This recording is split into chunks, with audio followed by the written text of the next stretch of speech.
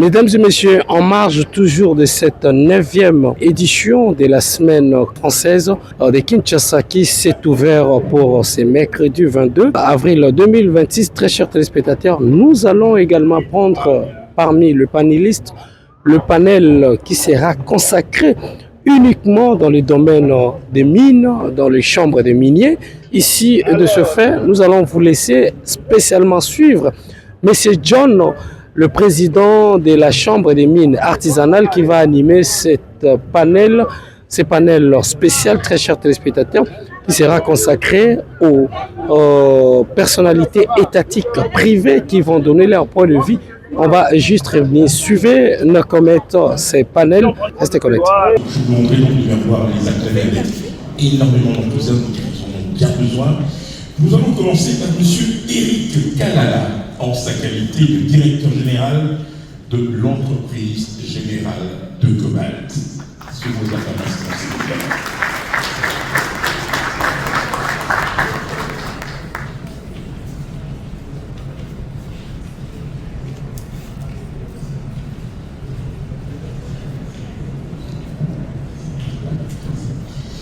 Nous poursuivons avec M.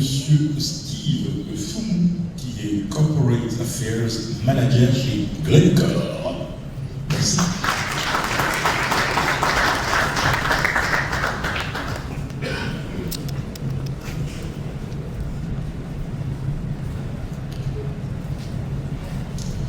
Nous complétons ce tableau de personnes hyper concernées par le secteur, avec notamment le professeur Jean-Marie Canna, conseiller principal du chef de l'État en charge des mines, énergie et hydrocarbures.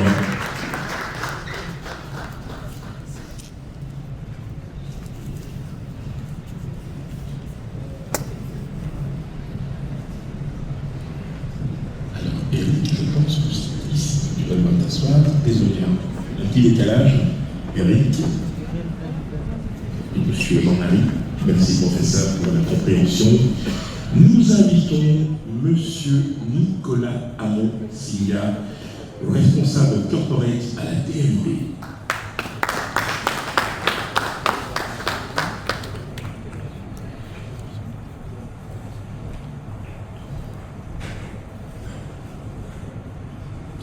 Nous allons également inviter M. Cyril Moutongo, directeur pays de Barrick et directeur général KGM.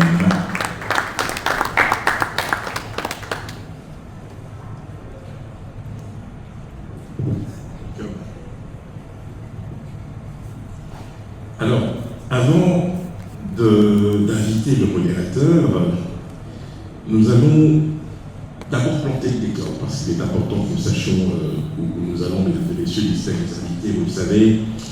C'est donc avec beaucoup d'enthousiasme que nous ouvrons cette conférence aujourd'hui, dans le cadre de la 9e semaine française. Le secteur minier, on ne va pas le rappeler, c'est au cœur évidemment des enjeux économiques, des géopolitiques actuelles de notre pays, et doté d'un potentiel exceptionnel. On ne va pas rappeler non plus cobalt, cuivre, lithium, or et autres ressources énergétiques qui fait que notre pays occupe une place centrale dans la transition énergétique mondiale, et ce dans l'industrialisation du continent. Cette conférence se veut donc un espace de dialogue et de coopération où se rencontrent les acteurs institutionnels, les entreprises minières, les investisseurs, les diplomates, les chercheurs, mais aussi la société civile. Ensemble, donc, nous allons tenter d'aborder des thématiques essentielles comme la gouvernance et la transparence dans l'exploitation des ressources, la durabilité environnementale face aux défis du changement climatique, la création de valeurs locales par la transformation et l'industrialisation sur le sol congolais. Il s'agira aussi de nous intéresser aux partenariats équilibrés et innovants entre notamment la France et la RDC, ainsi que la communauté internationale. Alors, au-delà des chiffres qu'on va énumérer ici, il s'agit véritablement de réfléchir à la manière dont les mines peuvent devenir un véritable levier de développement inclusif, créant des emplois, renforçant les compétences locales et contribuant à la prospérité partagée. Nous formons donc ici le vœu que cette conférence sera marquée par des échanges constructifs, des visions audacieuses et surtout des engagements concrets. Mesdames et messieurs, il est temps d'accueillir notre modérateur. Il n'est pas un inconnu du public. Il est aussi grand par la réputation que par ses compétences. Monsieur Johnny Cagnoni, directeur général de Calumet Power.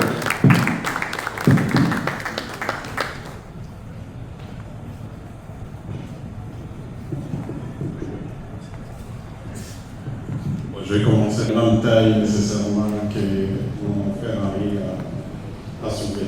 Merci Henri d'avoir compris l'effort. Vite fait, très rapidement. Notre conférence d'aujourd'hui rentre quasiment dans, comme on dit, les rangs. Il y avait le Chili qui était le premier, le Pérou était le deuxième, on est devenu deuxième. Mais moi je suis convaincu qu'on sera premier. Et je dis pourquoi, parce que jusque-là, nous avons une géologie qui est très limitée à l'héritage que nous avons eu des Belges. Et on réunit des Camo Kakula du groupe Aivano aujourd'hui, qui est l'une des plus grandes mines. Quand Robert Friedland avait pris le risque de dire, écoutez, je vais essayer un peu de voir si je peux amener pratiquement la 4e grande mine du cuivre au monde. Nous sommes l'un des grands aussi dans tout ce qui est or. C'est comme ça que nous avons les DG, les barriques ici. Et Barrick est une histoire intéressante. Nous, les miniers, on l'appelle success story. On a l'idée que... Mais la beauté des Barrick est que c'est une mine qui a été construite essentiellement par les capital humains qui est essentiellement congolais. Sont actifs, les Congolais sont pris à des postes de commandement ou que les Congolais sont capables de comprendre toutes les technologies qui viennent, que ce soit pour extraire de nos minéraux les éléments des terres rares, ou aller au-delà de la transformation. Donc, pour une transformation locale, on a besoin de construire des compétences et on a besoin du développement humain. Ce qui implique aussi toutes les autres filières dans une approche holistique, faire en sorte que les ministères de l'enseignement, les ministères de la recherche et d'autres puissent avoir un référentiel qui soit un référentiel métier, un référentiel compétences et un référentiel formation pour que nos jeunes et tous ceux-là qui aspirent à travailler à l'RDC sachent quel type de métier ils aimeraient exercer, quelles sont les compétences utiles pour l'exercice de ce métier et au-delà, quelle formation suivre pour acquérir ces compétences. 4e pilier, c'est la gouvernance, la transparence qui apporte en ce moment-là les notions de traçabilité, les notions de valeur promues par plusieurs autres pays, les valeurs ESGS, la prise en compte des questions environnementales, la prise en compte du contenu local et la prise en compte en ce moment-là des communautés riveraines, les communautés qui sont les premières à être impactées par l'exploitation minière. Comme je l'ai dit souvent en RDC, les défis sont aussi des opportunités. Le premier défi, on ne peut pas développer un secteur minier aussi grand qu'il est sans énergie. On ne peut pas le développer non plus si on n'a pas les infrastructures, les routes, les rails, les ponts pour garantir des corridors. On ne peut pas aussi le faire si on n'a pas un climat des affaires mieux structuré, mieux lisible et qui permette à ce que l'investisseur sache où il doit aller. La célérité dans le traitement de dossiers, la formation de notre, on va dire, administration, etc. Donc voilà un peu pour faire un overview de ce que est la vision et sur quoi repose. Maintenant, il y a d'autres activités qui se font, certainement les accords, la volonté de l'autorité à diversifier les partenariats et j'en passe, les stratégies au niveau local, que ce soit sur nos métaux, on va dire ici, critiques ou stratégiques ou même de fois menacées. Une question pour étudier un peu toute la grande ambition que le gouvernement a. Vous avez parlé d'exploration géologique, transformation locale, construction de compétences, gouvernance et transparence et des défis. Comme vous le savez, souvent on a des bonnes intentions, mais le problème c'est de les matérialiser. Quels sont les mécanismes que les gouvernements ou où la présidence a mis en place pour évaluer chaque ambition que le gouvernement a en sachant que comme le secteur pour l'équipe, on est en train d'aller où et ça serait quand même quelque chose d'intéressant. Ça, c'est vite fait la première question. La deuxième question, peut-être que les autres ne le savent pas, vous faites partie de l'équipe qui négocie aussi avec les Américains, c'est l'accord que nous avons eu avec eux. Si très brièvement, vous pouvez nous en donner des très grandes lignes, afin que l'opinion peut-être par rapport à certaines questions qui se posent. On aura peut-être la latitude aussi au public de poser quelques questions à la fin. On va essayer un peu de gérer le temps avec la cérémonie. Si vous pouvez un peu plus ou moins répondre à ces questions-là, comme ça, les autres panélistes aussi pourront enrichir les deux. Merci.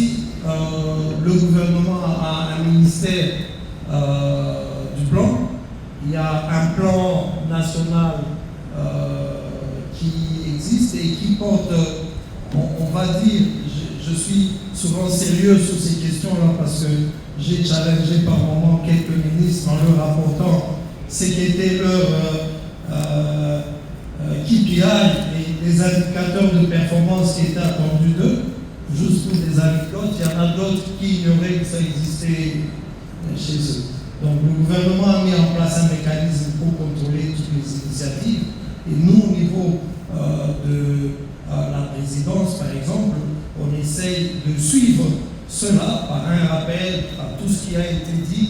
Et on a instauré, par exemple, vous êtes mieux placé, un dialogue permanent entre, par exemple, tous les investisseurs privés réunis au sein de la FEC Chambre de Mines pour qu'ils dialoguent avec toutes les instances et les parties prenantes gouvernementales sur les questions minières pour que tout soit posé et qu'on puisse évoluer.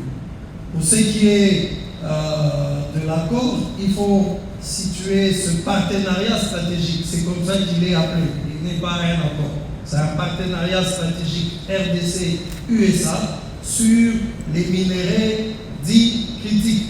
Pourquoi j'ai dit dits critiques? Parce que la criticité d'un métal ou d'un minéral dépend de celui qui le juge critique. Le cobalt en RDC est une substance minérale stratégique. Le même cobalt pour les États-Unis, pour l'Europe, est une substance critique. Rupture de chaîne d'approvisionnement. Métal nécessaire pour entrer dans les technologies de la défense, de la transition énergétique, etc. Difficulté de s'en procurer. Risque majeur ou quoi? Monopole du pays producteur. Il y a plusieurs critères qui font que les uns vont dire tel métal est critique, les autres tel est stratégique. Chez nous, par exemple le cobalt, le lithium, pourrait être même classé à la fois critique, stratégique, menacé. Pourquoi? Quand les autres trouvent qu'ils ne savent pas avoir le cobalt, ils travaillent à la substitution de ce métal. Le cobalt est principal dans la fabrication de ce qu'on appelle les PKM, les précurseurs cathode active materials. C'est des substances chimiques qui aident à la fabrication des batteries. Et donc, avant, on avait des technologies, par exemple NMC, nickel, manganèse, cobalt, où les proportions de ces trois métaux étaient plus favorables au cobalt. Et comme il est critique, les technologies ont évolué, on a commencé à réduire le pourcentage du cobalt dans ces technologies. Heureusement, Dieu, en bénissant le Congo, il lui a donné et le nickel et le manganèse. Et donc, on sait être toujours dans le jeu. Mais ce que j'aimerais dire ici, sur ces aspects-là, c'est que le partenariat avec les États-Unis vise à ce que, nous puissions, de notre point de vue, diversifier déjà les partenariats. On a décrié ici que 80 à 90% des investissements étaient à capitaux chinois et que le jour où la Chine pouvait tousser, la RDC pouvait avoir la tuberculose. Maintenant qu'on veut diversifier, par moment, d'autres le regardent aussi d'un autre. Donc il y a un besoin de diversifier les partenariats. Donc, il y a eu une opportunité, certes, il fallait la saisir, et on l'a saisie. Deuxième élément à connaître, c'est que les États-Unis ont une liste des métaux dont la production ou le potentiel de production se trouve aussi à RDC. C'est les métaux que eux classent critiques. Et donc quand ils viennent les chercher et ils nous demandent, dans le cadre d'un partenariat qui se veut gagnant-gagnant, c'est que, est-ce que vous pouvez nous identifier les actifs non engagés? Si nous, on les prend, on peut développer dans votre propre pays, selon les piliers que j'ai évoqués, leur exploitation.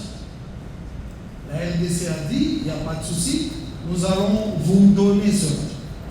Et ils disent, si vous nous les donnez, vous allez aussi nous donner un droit ou un privilège de premier choix sur leur exploitation. Je m'explique. Si quelqu'un investit de l'argent pour découvrir un nouveau gisement, il est le premier à chercher à l'exploiter parce qu'il a mis son argent en premier. On avait un potentiel, quelqu'un l'a mis à la connaissance de tous, il veut être le premier. Donc le partenariat se veut stratégique et il y a ce qu'on a appelé faire le terme va me First official right. Yeah, exact. Un droit de préemption. Un droit de préemption sur ce qui va être découvert quand eux ont mis de l'argent en premier. Et vous allez constater que parmi les premières entreprises à venir, il y a une entreprise comme Cobalt. Cobalt Exploration ou Cobalt Metal, selon qu'on sort aux États-Unis ou en Afrique, met de l'argent sur l'achat des permis de recherche et se met à faire de la recherche pour découvrir des nouveaux gisements. Et quand ils en découvrent, ils nous demandent de les aider préférentiellement à les développer. Deux, s'ils viennent dans une zone où ils investissent, ils aimeraient quand même, et nous aimerions quand même, que cette zone-là soit sécurisée. Parce que par le passé, personne ne voulait venir investir en RDC en disant que ce qu'on va appeler le crédit réputationnel de la RDC indiquait instabilité sécuritaire, climat des affaires, etc. Donc, le partenariat se lie aussi à un autre accord qui est un accord de paix et de sécurité. Mais c'est deux volets différents, mais l'intérêt est que s'il y a un investissement américain, que cet investissement soit sécurisé. Et c'est lui qui met son argent, c'est lui qui met son trésor quelque part, son cœur y est. Et donc les Américains mettent le cœur. Et trois, la partie congolaise s'engage aussi, j'ai fait vraiment simple, à améliorer le climat des affaires, comme je l'ai dit, la gouvernance du secteur, une clarté dans les règles et les normes SGS, etc. Et nous leur ajoutons transformation locale, transfert de technologies, construction des compétences. Voilà. Merci beaucoup. Vous avez remarqué que c'est un professeur d'université. Si on le laisse, il va nous emporter, on va rester comme on dit notre soin. Avance, les travaux commencent. Et un travail remarquable aussi qui a été fait avec l'autorité de régulation de tout ce qui est exception stratégique, l'ambassadeur pratique de Wabaya. On sent de plus en plus qu'il y a de très bonnes dynamiques, comme on dit en anglais, DRC back. Je voudrais vraiment que tu nous partages un peu ta modeste expérience, mais tu as la latitude aussi, je sais que tu as aussi d'autres éléments visuels. Je te laisse faire comme tu veux et puis après on va aller d'avant. Merci beaucoup. C'est vraiment un plaisir. D'abord, je commence à remercier les organisateurs, je pense que, et l'assistance aussi, parce que je vois que la salle est remplie, donc je vois qu'il y a un intérêt assez vivant pour les villes congolaises. Et j'apprécie beaucoup la chaîne, puisque après avoir présenté la vision et les ambitions des villes congolaises, nous sommes des instruments de la mise en œuvre de cette ambition. Le chef de l'État a dit, le gouvernement de la République, je crois que c'est un truc.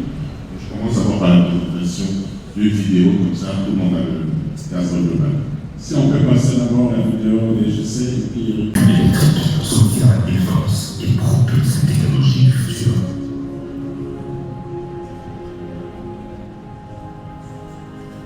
Au côté du cobalt, le coltan de germanium façonne le quotidien de millions de Congolais. Je pense que par rapport à ce panel, j'ai retenu des mots-clés. J'ai retenu stratégie, j'ai retenu transition énergétique et aussi développement durable et inclusif. Je crois que sur ces trois mots-clés coche toutes les cases.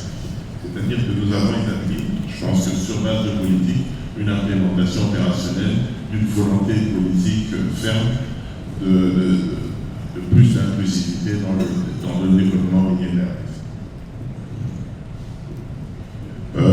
Comme on l'a présenté, en fait, nous avons commencé d'abord par le cadre normatif.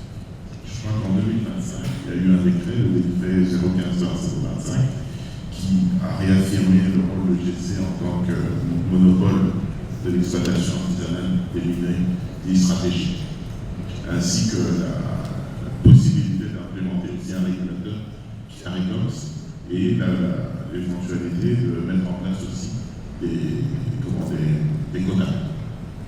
Et donc, sur base de cette politique, un ban a été instauré afin de nous permettre de commencer à réorganiser le secteur. Évidemment, comme vous le savez, nous avons, dans notre quotidien, nous savons qu'il y a beaucoup de défis avec l'artisanat minier, il y a eu beaucoup d'accidents. Il est essentiel que des politiques fortes soient implémentées. Nous avons commencé cet effort, je crois, avec le soutien de la présidente de la République, du gouvernement de la République, et aussi la forte impulsion du régulateur qui aujourd'hui s'efforce de mettre en place ces politiques fermes. Donc, sur base de ça, plusieurs actes normatifs ont été mis en place pour essayer d'encadrer cette exploitation de manière générale. C'est-à-dire que le Congo, en termes de responsabilité, parce qu'avant tout, nous le prenons comme une responsabilité. Vous savez, quand on a un minerai aussi stratégique et qu'un seul État en possède 75% de la production, c'est vrai que c'est une opportunité au sens large, c'est avant tout une responsabilité. Une responsabilité de le mettre à disposition de l'industrie mondiale afin de concourir aux objectifs de développement durable de la planète. L'expérience des GC, parce que j'ai eu à travailler pour un grand groupe international qui était partenaire des GC. Quand je vois qu'aujourd'hui, Eric, à travers EGC, a un chiffre d'affaires à ses jours pour cette année qui a basé 170 millions de dollars, alors qu'à l'époque où nous avions touché les sommets, même des prix du cobalt sur le marché international, la même entreprise avait difficile à mobiliser même 50 millions de dollars pour qu'on a fait du chemin. Et ce chemin-là, c'est la ressource la plus importante, c'est la ressource humaine. Et bon courage, Eric, et j'espère qu'on va continuer. Probablement qu'il y aura des questions dans l'audience aussi. Cyril Mutombo. Cyril Mutombo est parmi aujourd'hui, malgré son jeune âge, l'un des capitaines d'industrie qui est très respecté. Il dirige une très grande entreprise, la plus grande entreprise, comme on dit, du secteur orifère chez nous, Barrick Gold. Mais Cyril a une double casquette d'ailleurs, comme Eric aussi. Tous deux sont vice-présidents de la Chambre des mines. Cyril, nous avons suivi avec beaucoup d'attention le professeur Jean-Marie Kanda, qui a donné un peu l'overview du secteur du point de vue du gouvernement. Je voudrais aussi que toi aussi tu saisisses cette opération, de cette opportunité-là, pour donner le point de vue des miniers que nous sommes, et en même temps aussi se projeter où est-ce qu'on veut aller, et peut-être après on pourra revenir sur ces success stories qui valident, où tu pourras un peu essayer de nous parler, comme on dit, des très bonnes expériences qu'on peut dupliquer ailleurs aussi. Merci beaucoup. Nous sommes vice-président à la Chambre des mines. J'ai préparé une présentation, je préfère être debout pour partager donc, ce point de vue des opérateurs miniers que nous sommes.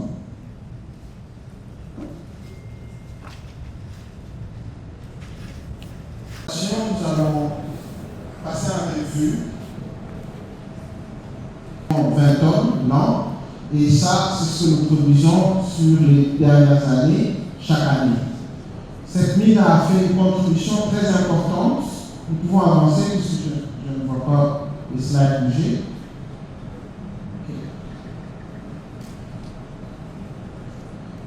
Rentrons au premier, je ne vois pas les slides sur Paris. Dans cette transition énergétique, vous voyez les chiffres que nous avons là. Et partant de ces chiffres, nous avons la croissance, nous avons ce que le PIB peut donner. Mais ce qui est attendu de nous, c'est que nous puissions constituer justement la plateforme d'où cette transformation va venir.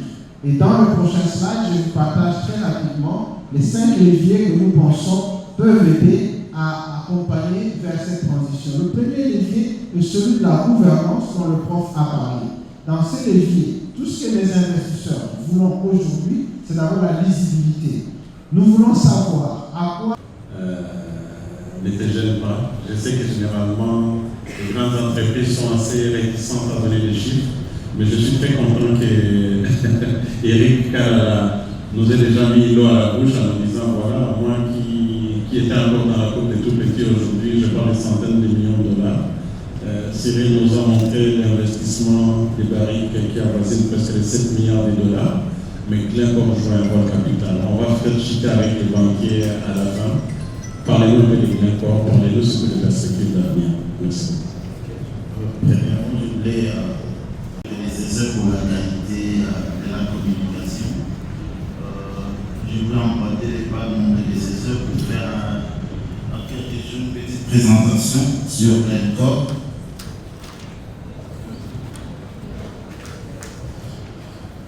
Donc, rapidement, on a Glencore. Tenons à remercier.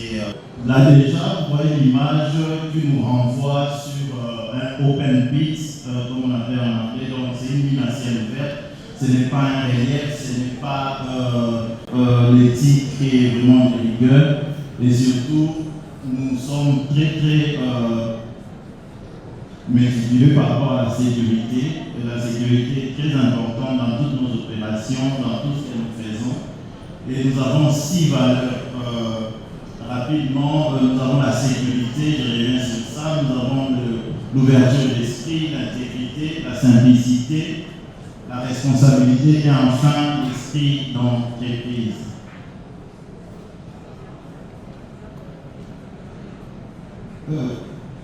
Glencore, on ne sait plus trop parler de la RDC, il y a le conseiller, le professeur a déjà parlé de la RDC, mais étant acteur majeur, comme l'a dit le modérateur, nous sommes dans une pays solution et nous sommes aussi parmi ceux qui apportent cette solution, mais ceux qui font à ce que cette solution-là soit plus visible en RDC et nous impactons plus en termes de capital humain qui est très important, où nous donnons aussi des opportunités de développement et aussi impacter les changements en RDC. Donc voilà un peu ce qu'on pouvait dire comme un aperçu des Glencore en RDC. Et bien sûr, nous sommes dans un autre minerai. On a écouté tantôt, c'était quoi alors le projet du Bali, mais nous sommes sur le cuivre et le cobalt. Donc voilà un peu une image satellitaire, peut-être un peu plus bas, on ne sait pas voir à cause de l'écran, où on nous présente un peu nos 2 opérations. Nous sommes dans le Lualaba, au sud du pays. Glencore est présente depuis 2007 en RDC. Nous avons investi au moins 10 milliards de dollars en RDC et nos 2 opérations, donc à Motocop, une compagnie qu'on appelle souvent KCC, et depuis quelques années, en partenariat avec l'État congolais, conformément au code minier, et en joint venture avec la GKMI. La deuxième société, c'est Mutanda Mining, Moumi, qui est à 95% à Glencore et 5% à l'État congolais suite au renouvellement. Nous avons à peu près 18 000 employés et contractants. Glencore est un grand contributeur. Vous allez voir les chiffres tantôt en termes d'impôts et taxes et aussi parmi les gros employeurs du pays. Alors là, rapidement, vous allez voir, il y a des rouges, des verts, il y a des chiffres, des années. Ça nous montre juste notre projet minier qui est projeté dans une ligne des temps. Qu'est-ce que nous avons fait depuis 2007 jusqu'à présent? Et ce qui est plus important, on voit que la flèche est continue, ce qui montre que nous sommes encore là. La RDC peut compter sur nous, le monde peut compter sur nous par rapport à ce que nous faisons ici. Donc, dans tout projet minier, comme on peut voir, il y a la partie préfaisabilité que vous voyez tout au début, où il y a eu des études, il y a eu beaucoup d'activités préliminaires. On est passé par tout ce qui est exploration, enfin la production jusqu'à présent. Et pour nos deux sociétés, KCC Moumi, comme j'ai introduit tantôt, on est titulaire d'un permis renouvelé et on continue toujours de travailler dans le sens de continuer sensiblement à la transition énergétique au travers de la production du cuivre et du cobalt. Alors, l'image que vous voyez, c'est notre production. J'ai pris juste un cliché de l'année passée.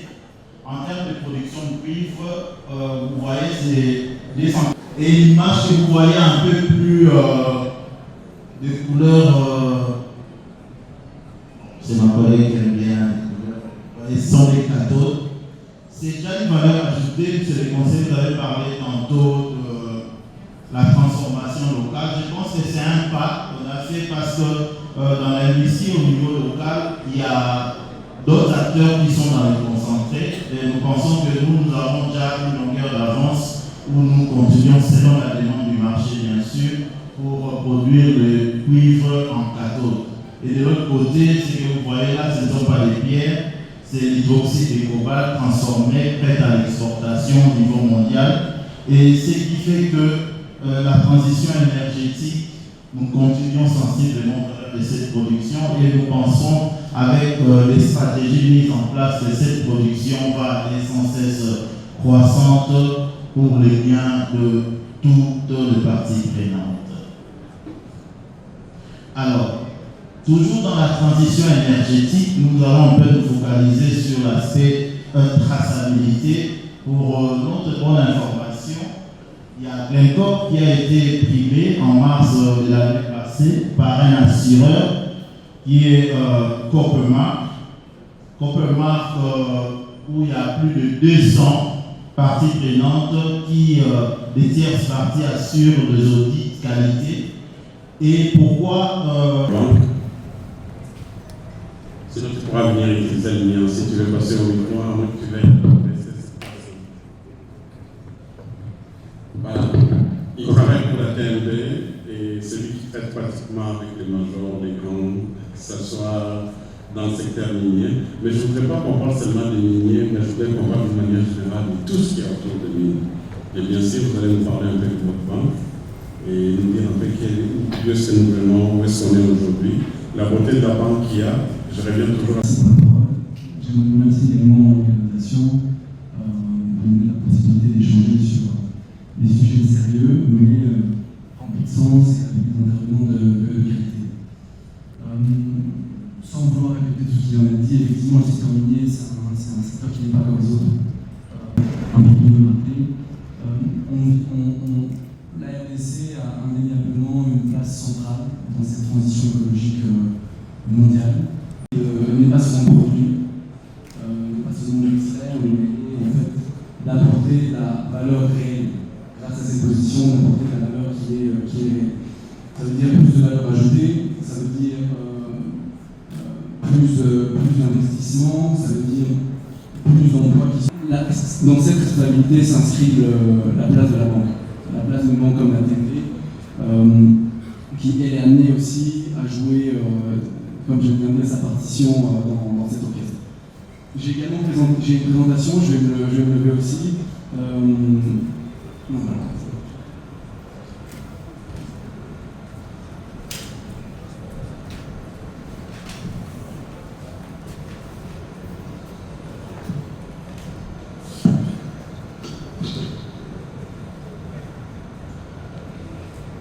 Avant de peut-être rentrer dans le vif du sujet, sur le rôle qu'apporte la banque, je pense que c'est un petit peu important de vous expliquer, avec un aperçu général, ce qu'est la TMB et qui on est et ce qu'on fait. On peut passer à la statue. Qui a été créée en 2004 à Lubumbashi, elle a été fondée à Lubumbashi, qui a débuté comme une banque de détail, mais qui s'est rapidement infiltrée dans le segment des PME et qui depuis maintenant plusieurs années est très agressive au niveau du segment corporate. Comme le disait Prof ici, il a parlé de 4 piliers. Tout ce développement de la TMB repose en fait aussi sur 4 piliers dans sa stratégie commerciale.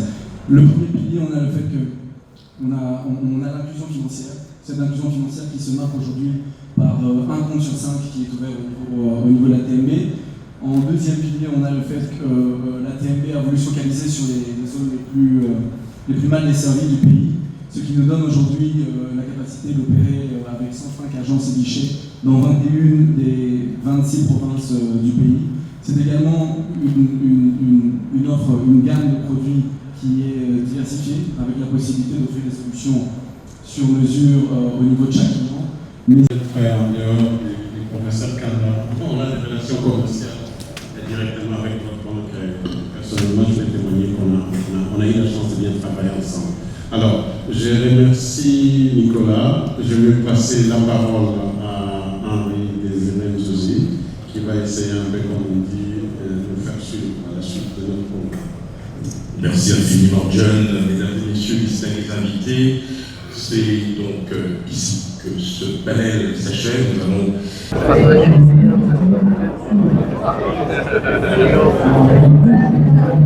Je pense que mon intervention, c'était dans le cadre de Française de Kinshasa.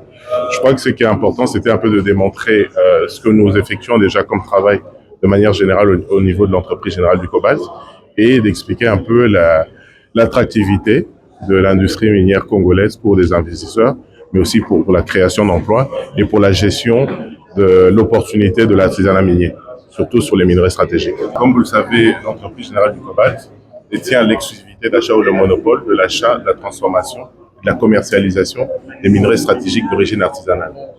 Les minerais stratégiques en RDC, il s'agit du cobalt, du tantal et du germanium. C'est-à-dire que notre accompagnement, c'est de s'assurer qu'on ait une bonne rémunération des artisanaux, qu'on ait des conditions de travail optimales, mais aussi de s'assurer que nous faisons le maximum de transformation localement afin de créer des emplois, mais aussi de mieux coordonner ou de mieux maîtriser la production congolaise au niveau technologique.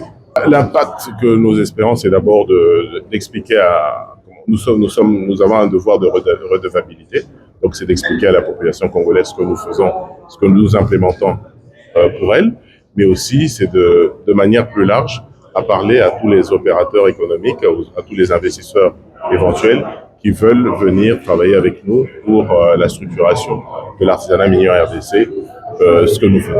Aujourd'hui, nous avons parlé des mines et du rôle de la RDC dans la transition énergétique. Et c'était cela donc, qui était notre sujet. Nous avons couvert ce thème tout en présentant justement le rôle que les mines peuvent jouer pour la transformation, le rôle que les mines peuvent jouer justement pour accompagner que les choses se fassent de manière à ce que le climat soit préservé, de manière à ce que l'environnement ne soit pas détruit comme on le prétend souvent et on le dit. Et nous avons utilisé l'exemple Kibali justement pour brosser et montrer, bien que nous soyons seulement dans l'or, mais nous avons parlé aussi de Barrick qui est dans le cuivre, dans l'exploration. Et nous avons aussi touché justement au rôle que la RDC peut jouer pour cette transition, voir dans quelle mesure nous pouvons, en tant qu'acteurs privés, accompagner l'État à devenir réellement ce pays solution comme il a toujours été dit. Par rapport à la population, nous investissons déjà le 0,3% de notre chiffre d'affaires va au développement communautaire via la dotation, ça c'est réglementaire, c'est ce que la loi dit. Nous payons les redevances minières ou la redevance minière, nous payons cela et une partie de cette redevance, l'État la rétrocède ou elle est plutôt captée à la source et pas captée mais l'État la rétrocède donc aux entités territoriales décentralisées. Ensuite, nous avons les cahiers des charges que nous négocions avec les communautés riveraines où nous nous mettons d'accord sur ce qu'ils veulent pour leur propre communauté et avec le financement des Kibali. Au-delà de tous ces mécanismes réglementaires, nous avons aussi des mécanismes volontaires via lesquels Kibali investit sans nécessairement puiser dans le cahier des charges ou puiser dans les 0,3%. C'est ainsi que nous faisons les routes, par exemple, au-delà de ces mécanismes que nous avons expliqués. C'est ainsi que nous investissons dans le parc national Nagaramba, où nous avons ramené plus de 80 rhinocéros et nous accompagnons justement le parc pour raviver le tourisme dans cette partie de la République, car vous le savez très bien, le tourisme, il y a des nations qui vivent de cela. Nous essayons donc d'accompagner l'État via cela. Voilà en gros ce que nous faisons donc pour nos communautés. Nous avons deux sociétés en RDC. Nous avons la société Kibali qui est dans le Haut-Télé et nous avons Barrick Congo qui est dans le cuivre, principalement dans le Haut-Katanga où nous venons de commencer les travaux d'exploration. Et on a parlé aujourd'hui des mines comme levier stratégique par rapport à tous les enjeux de la transition écologique. Et comme vous le savez, notre pays, la RDC, prend de plus en plus une position, comme on dit, stratégique, si vous me permettez la tautologie, dans tout ce qui est transition écologique. Nous sommes aujourd'hui les premiers producteurs du cobalt. Nous sommes les deuxièmes producteurs du cuivre au monde. Nous avons des richesses comme le lithium qui pourront, dans le jour qui viennent aussi, être exploitées. Donc, en termes d'opportunités, il y a tellement d'opportunités. Il était important de faire, comme on dit, une lecture de notre secteur minier, son potentiel, parler de la réalité aujourd'hui par rapport surtout aux grandes sociétés minières qu'il y a eu. Vous avez noté que nous avons eu des grandes entreprises comme Glencore, comme Barrick, comme EGC, sur les panels, y compris aussi les banques locales. C'est une opportunité aussi pour parler aussi des défis, voir un peu ce qu'on peut améliorer, notamment les déficits que nous avons en termes d'infrastructure, que ce soit énergétique ou route, ou même aussi voies ferrées, améliorer notre gouvernance minière aussi, qui pose problème, et parler aussi de notre régime fiscal qui n'est pas toujours incitatif. Donc voilà, ça a été une bonne opportunité pour brosser, faire un bilan du secteur, mais en nous projetant pour un secteur qui soit le plus résilient et qui puisse contribuer positivement, comme on dit, à la croissance économique du pays, avec un impact sur nos communautés aussi. Il y a beaucoup de changements. D'abord, nous avons eu la chance aujourd'hui, c'est, comme on dit, une bénédiction pour notre pays, qu'aujourd'hui, nous soyons, comme on dit, un pays solution. Et moi, quand je parle d'un pays solution, c'est pas comme les politiques le disent. Je parle comme opérateur économique, comme opérateur minier. Aujourd'hui, on ne peut pas faire ça dans notre pays. Alors, qu'est-ce qu'il faut faire? Il y a de plus en plus une volonté aussi affichée politique d'aller de l'avant, d'améliorer les climats d'affaires, d'augmenter aussi notre capacité de production. Et c'est de tous ces changements, il ne faut pas voir seulement, comme on dit, les choses du côté négatif. Il y a des améliorations, mais c'est une dynamique qu'on doit impérativement conserver et pour faire même mieux, quoi. Je vous ai parlé des défis qu'il y a. Si on travaille étroitement avec les gouvernements, je pense qu'on peut y arriver. Mesdames et messieurs, merci parce que vous venez de suivre le déroulement de cet événement ici pour la première journée de ce mercredi de la 9e édition de la semaine française de Kinshasa qui s'ouvre pour 48 heures. Vous avez suivi. Mot d'ouverture a été fait par le membre du gouvernement, Moukoko Samba, ainsi que d'autres intervenants. À l'issue de cet événement, vous avez le privilège de suivre les exposants, notamment l'AGEL qui s'est exprimé à travers, tout en commençant par son directeur général, également le directeur commercial. Les deux se sont exprimés pour leur exposition pour cette 9e édition. Très chers téléspectateurs, également par la même occasion, vous avez eu le temps de suivre ici les exposants, à l'occurrence des Modern Construction, qui se sont exprimés également sur leurs apports en rapport avec cette 9e édition, ainsi que d'autres intervenants. L'ambassadeur de la RDC à Paris, professeur Émile Ngoï, s'est exprimé également, ainsi que tant d'autres intervenants à l'issue de cet événement. Merci parce que vous avez eu le temps de suivre l'actualité de ces jours sur Top 243 News et www.top243news.com, ainsi que d'autres chaînes partenaires. Restez connectés. D'ici là, portez-vous bien. À nous revoir dans un nouveau numéro d'actualité qui va se produire à partir de demain, jeudi 23 avril 2020. 26. Restez connectés. Vous informez de l'essentiel de l'actualité en République démocratique du Congo. Il vous suffit de vous abonner sur Top 243 News TV. Également nous lire sur www.top243news.com. Au nom de toute la rédaction, nous vous remercions.